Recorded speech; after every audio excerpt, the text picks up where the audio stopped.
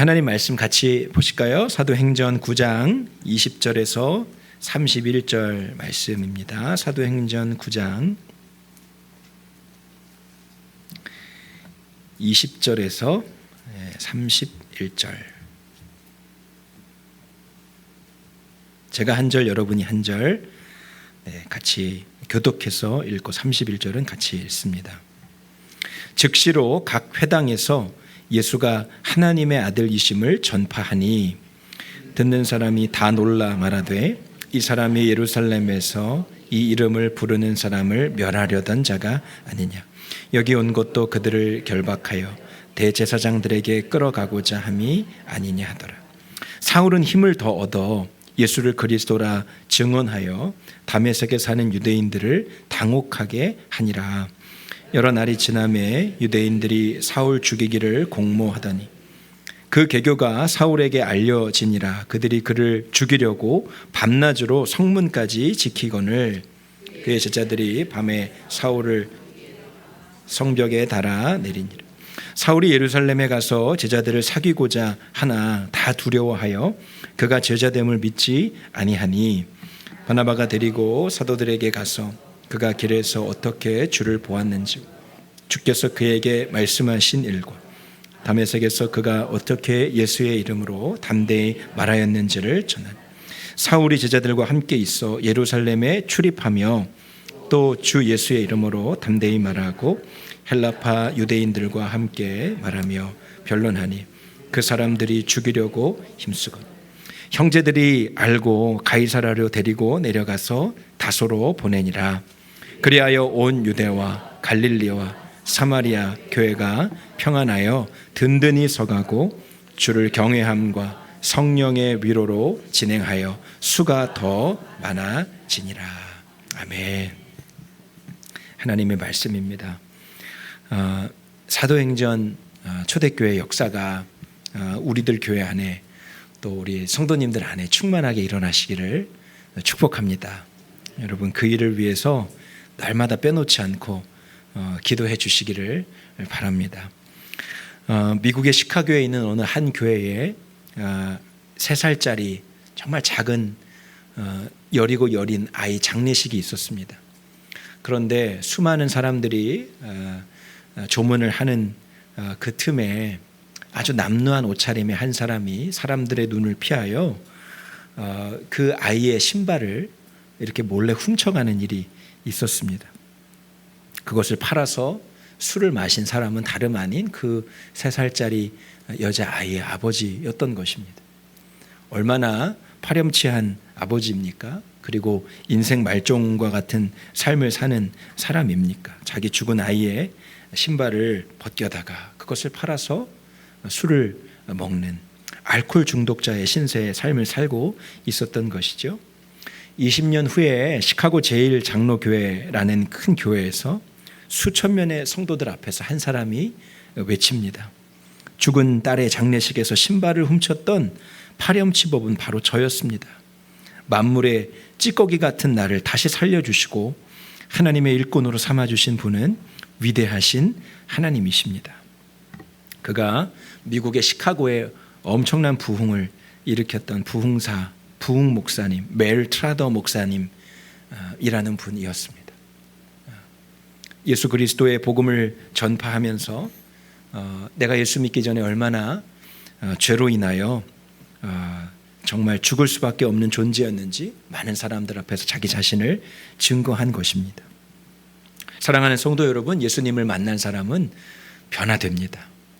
예수님께서 살아계시고 그 예수님께서 우리의 삶을 모두 다 변화시키시는 분이시기 때문입니다. 오늘 본문 20절에 사울이 즉시로 그렇게 되어 있습니다. 즉시로 각 회당에서 예수가 하나님의 아들이심을 전파하였다. 그렇게 됩니다.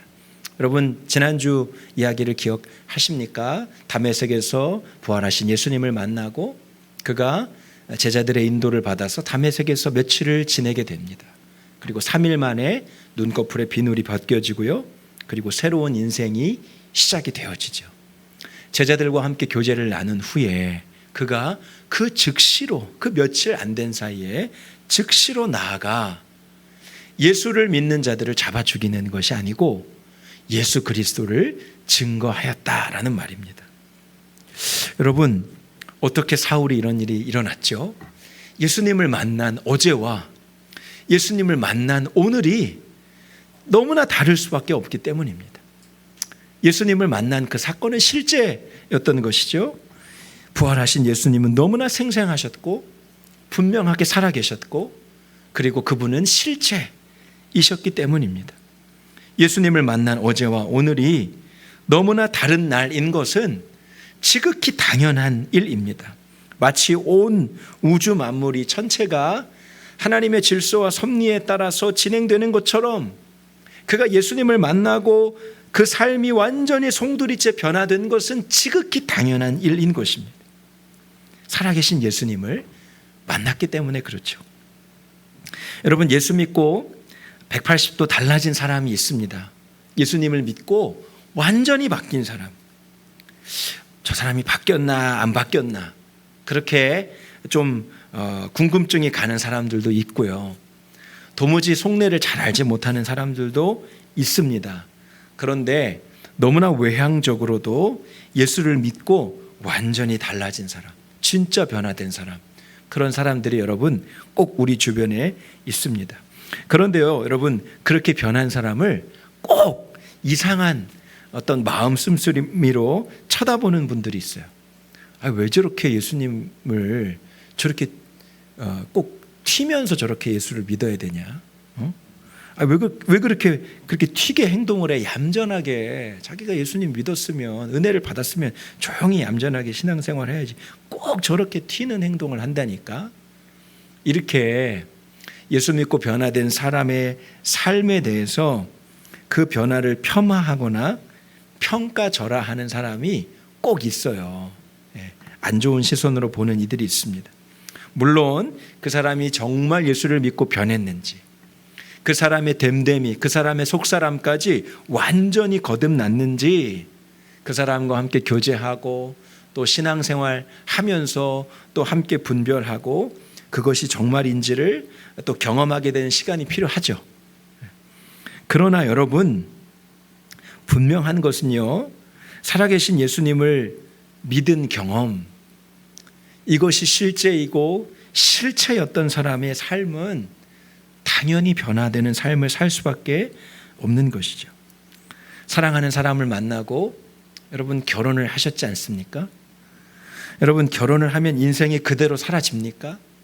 그 이전의 삶을 그대로 살 수 있습니까? 아닙니다. 변화가 필요합니다. 정리되어야 될 것이 필요합니다. 새롭게 배워야 될 것이 필요하고 새롭게 달라지는 말과 행동이 있습니다. 사랑하는 한 사람을 만나고 그리고 그 인생이 달라지는 것 너무나 당연한 것이죠. 모든 것이 바뀌고 변화되는 것처럼 우리의 생명 되신 예수님이 우리를 찾아오셨을 때 우리 안에 계신 성령께서 계속해서 우리를 변화시키고자 하시는 그것은 지극히 당연한 것입니다.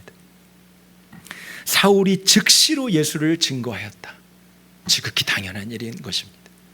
너무나 생생한 예수님을 만났고 자기가 이전에 알았던 예수님과는 완전히 다른 예수 그리스도를 경험했기 때문에 그렇습니다. 여러분, 예수 믿고 여러분 삶 가운데 달라진 것이 있다면, 변화된 것이 있다면 여러분 무엇이 있을까요? 여러분과 함께 살아가고 있는 여러분의 배우자와 여러분의 가족들은 예수를 믿고 당신이 무엇이 변화되었어? 이렇게 변화되었어? 여러분, 어떤 고백을 들으실 수 있겠습니까? 오늘 사도 바울은 그 모든 삶 전체가 송두리째 바뀌어짐으로 어제와 오늘을 완전히 다른 삶을 살게 되었다는 거죠. 즉시로 각 회당에 나가 예수가 하나님의 아들이심을 전파하였다. 저는 우리들 교회 성도들 안에 하나님께서 여러분의 삶 전체를 송두리째 변화시켜 주시는 그 변화의 역사가 날마다 매일매일 일어나게 되기를 주의 이름으로 축복합니다. 여러분, 그 변화된 삶을 산 사도 바울에게 어떠한 일이 일어났습니까? 드디어 부활하신 예수님을 만났고 그의 삶이 완전히 변화됐고 복음 증거자가 되었습니다. 그러면 하나님이 그의 길을 평탄하게 인도하여 주셔야 맞겠죠. 그런데 오늘 그가 변화된 삶을 살면서 겪게 되는 첫 번째 상황은 죽음의 위협을 받게 되었다는 것입니다. 23절 말씀에 유대인들이 사울 죽이기를 공모하더니 24절에도 보니까요, 그들이 그를 죽이려고 밤낮으로 성문까지 지키거늘. 예수를 믿고 변화된 그 사울이 나아가서 회당에 나아가서 율법을 가르치고 그리고 그 이스라엘 하나님을 예배하는 그 회당에 나아가서 예수 그리스도를 전파하니 여러분, 유대인들이 얼마나 정말 그 시선, 불편한 시선으로 사울을 바라보았겠습니까? 그를 향하여 죽일 듯한 마음이 불일 듯 일어나게 되었다라고 말하는 것입니다. 그 죽이고자 하는 마음이 한 사람이 아니라 사울 죽이기를 공모한다. 함께 계획하고 저 녀석을, 저 자식을 어떻게 죽여야 될지 여러분 지혜를 모으고 생각을 모으게 되었다니, 그 사울이 얼마나 그 길거리에 나아가서 복음을 담대하게 전하고 얼마나 시끄럽게 예수 그리스도의 이름을 전파했으면 여러분 이런 위협을 받았겠습니까? 그래서 어떻게 됩니까? 그 자기 자신을 죽이려고 하는 그 모의를 깨닫게 되고 밤중에 몰래 성내에서 줄에 그 성읍에서 매달아 달아내려서 몸을 피신해야 되는 상황을 맞이하게 되죠. 예루살렘으로 돌아갑니다. 자기 자신의 본토이기도 하고 자신의 주 활동지이기도 합니다. 적진으로 들어갔어요. 핍박이 더했죠.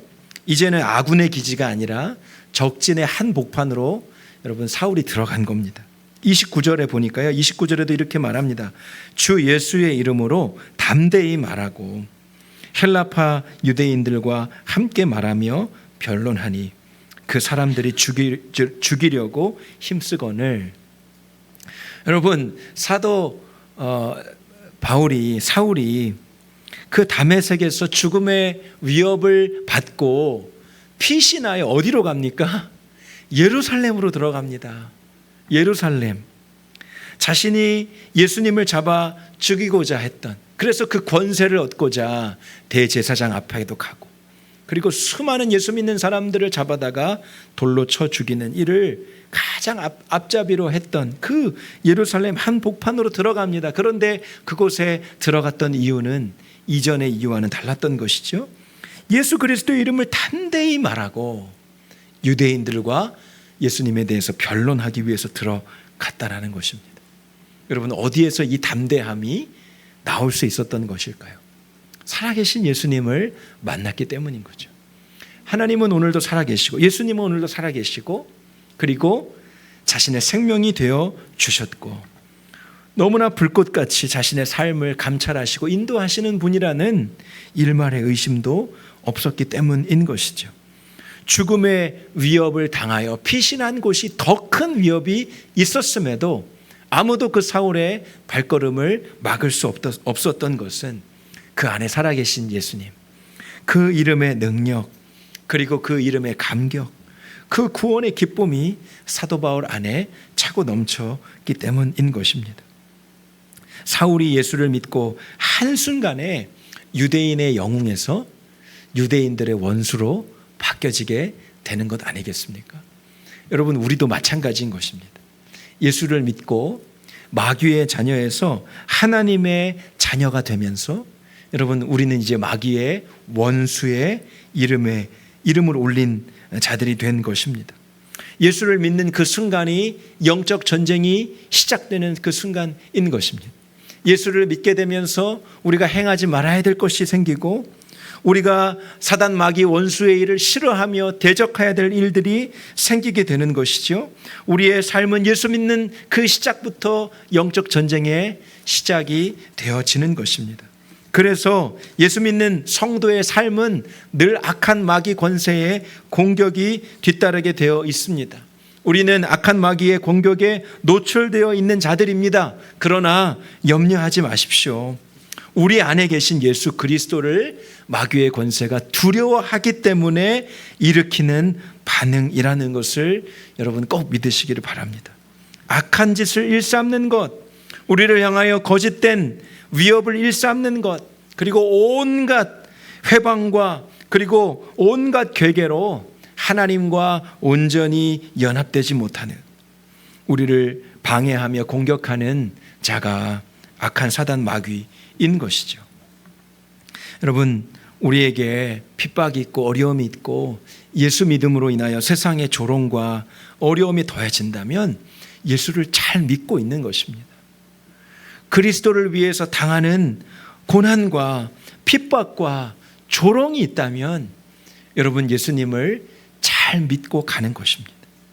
예수를 믿었음에도, 그리고 교회를 다녔음에도, 수십 년 동안 신앙생활 했음에도 그리스도로 인하여 세상에서 손가락질 당하는 것이 없고, 핍박 당하는 것이 없고, 박해받는 것이 없고, 여러분 웃음거리 당하는 일이 없다면 여러분, 어쩌면 우리는 예수님을 제대로 믿고 있지 않은 줄도 모르겠습니다. 여러분, 이 사울이 이 모든 위협과 그리고 악한 그 공격 앞에서도 담대할 수 있었던 것은 그 어떤 위협과 공격보다 더 크신 예수 그리스도가 그 마음 가운데, 그 삶 가운데 계신 것이 너무나 분명했기 때문인 것이죠. 외적인 위협도 받았지만 내적인 어려움도 당합니다. 26절 말씀에 사울이 예루살렘에 갔을 때 제자들을 사귀고자 하나 다 두려워하여 그가 죄자됨을 믿지 아니하니, 밖으로는요 유대인들의 핍박을 받고요, 그리스도인 공동체 안에서는요 얼마나 밉상이었을까요? 그렇죠?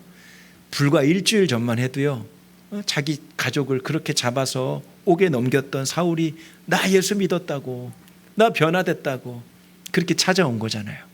그리고 예수님을 증거하고 있는 그 모습이 어떤 사람의 눈에는 너무나 놀랍고 신기하고 감사하고 감격적인 일이었지만, 여러분 사울 때문에 고통당했던 그리스도인들, 성도들은 얼마나 그 모습이 불편했을까요? 이해가 되어지고 상상이 되어지는 그림 아니겠습니까? 저가 어떻게 예수를 믿을 수 있는 그런 일이 일어날 수 있겠어?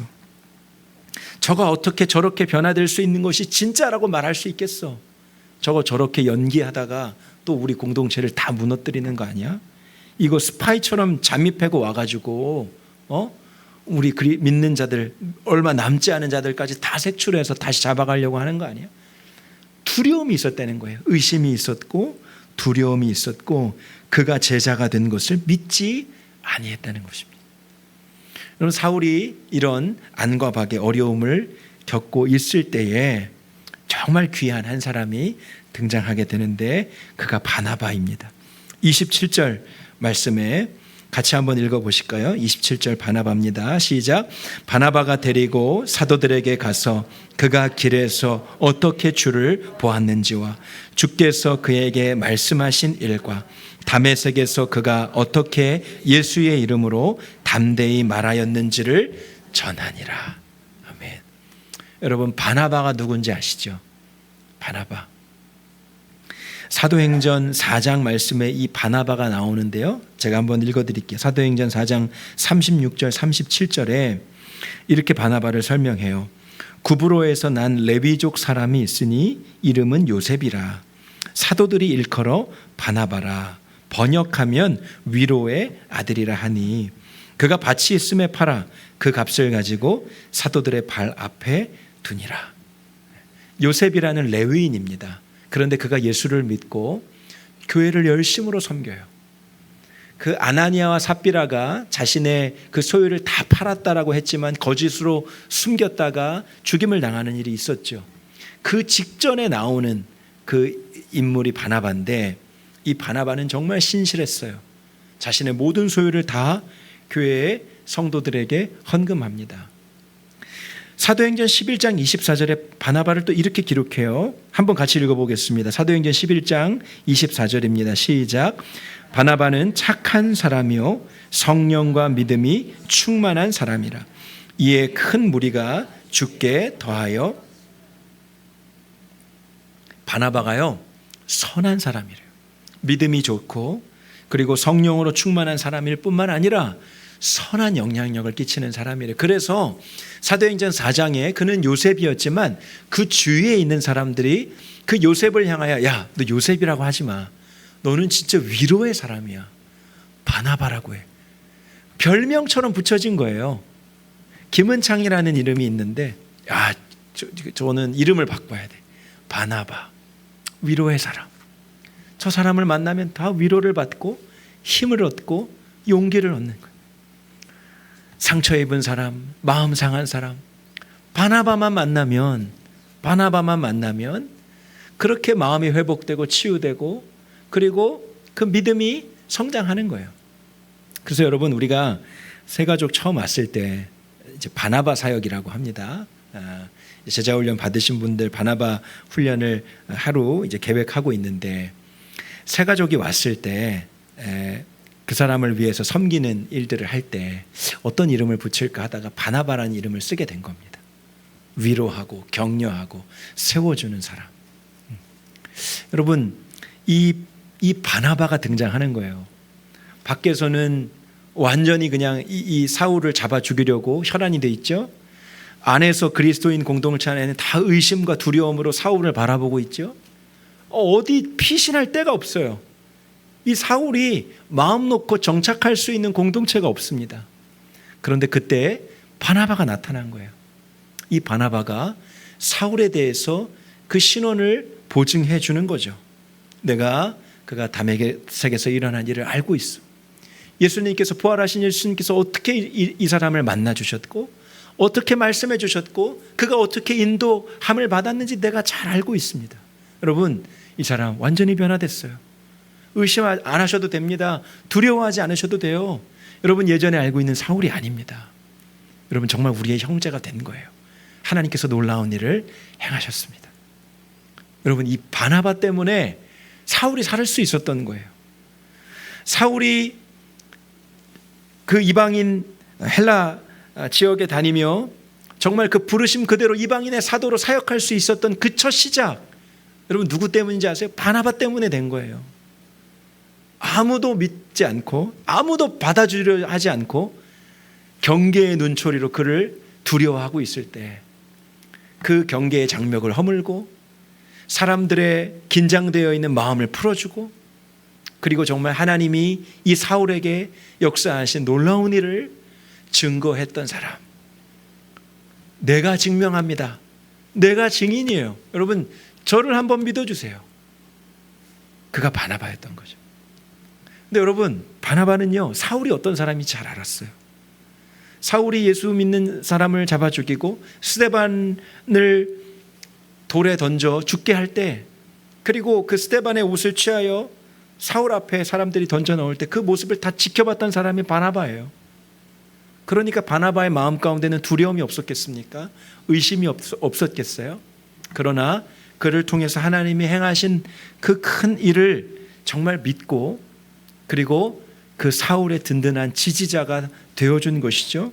그리고 수많은 사람들이 사울을 적대시할 때 그런 이들에게 자기 자신을 담보로 하여 사울을 안전하게 정착할 수 있도록 그렇게 세워주고 다리 역할을 한 사람이 바나바인 것입니다. 저는요, 오늘 이 27절 바나바의 등장을 보면서 얼마나 참 큰 감동을 받았는지요.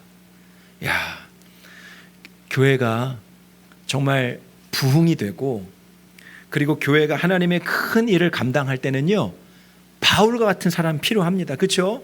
정말 죽음도 불사하고 어떤 상황 속에서도 내 생명도 아깝게 여기지 않고 죽음의 위협이 와도 담대하게 복음을 전하는 이러한 담대한 복음 전도자, 순교자적인 정신을 가지고 정말 불같은 열정으로 하나님의 사명을 감당하는 사명자들도 필요하지만요, 여러분, 그 뒤에서 묵묵하게 정말 보이지 않지만 그 역할을 조력하면서 위로하면서 또 사람들의 마음에 요동함이 있을 때 그것들을 잠재워 가면서 중보하면서 기도하는 이 바나바와 같은 중보자들도 동일하게 필요한 것이구나 라는 것을 깨닫게 된 거예요.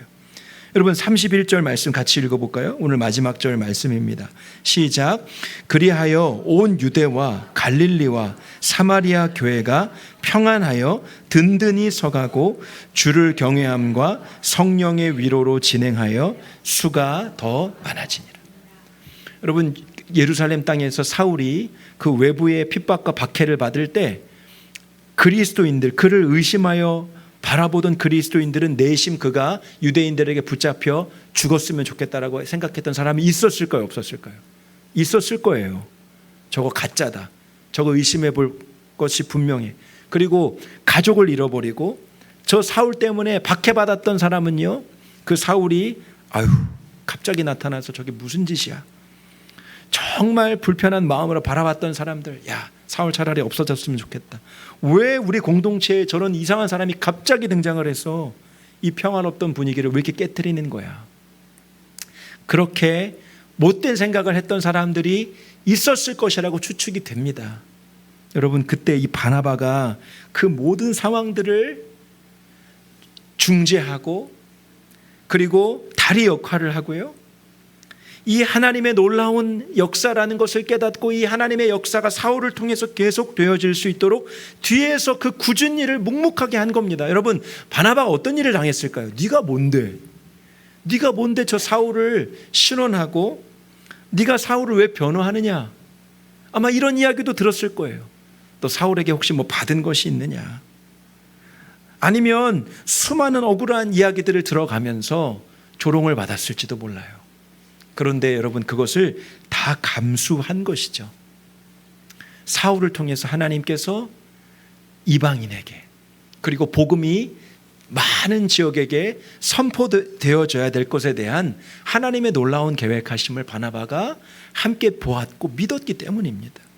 그러니까 자신도 함께 조롱을 받고 박해를 받고 핍박을 당하고 자칫 잘못하면 그리스도 공동체 안에서 쫓김을 당할 수도 있는 상황 가운데 끝까지 그 사울을 변호해주고 보호해준 것이죠.